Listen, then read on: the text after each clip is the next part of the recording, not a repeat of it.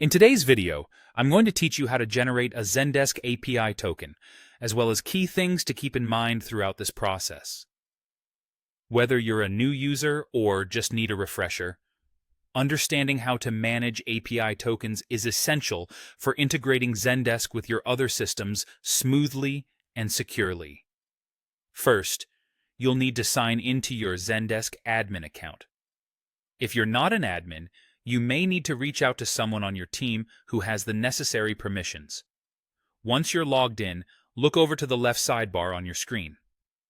From there, navigate to Apps and Integrations. It's under this section that you'll find the next important location, APIs.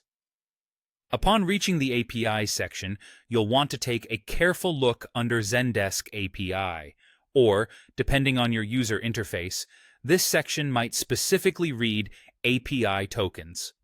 Here is an important step. Ensure that token access is enabled. This is crucial because if it's not already enabled, you won't be able to proceed with creating any new tokens. So, double-check this setting to avoid any stumbling blocks later.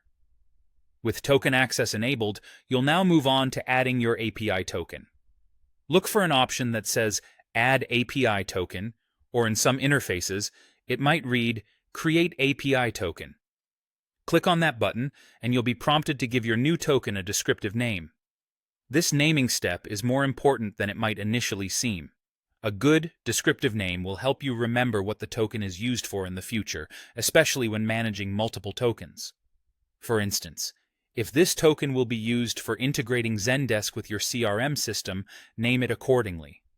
Once you've added and named your token, it will be generated and appear on your screen, but only this one time. That's why it's crucial to copy the token immediately to avoid losing it. A best practice here is to store it securely, such as in a reliable password manager. This ensures that the sensitive information is both safe and easily retrievable when needed.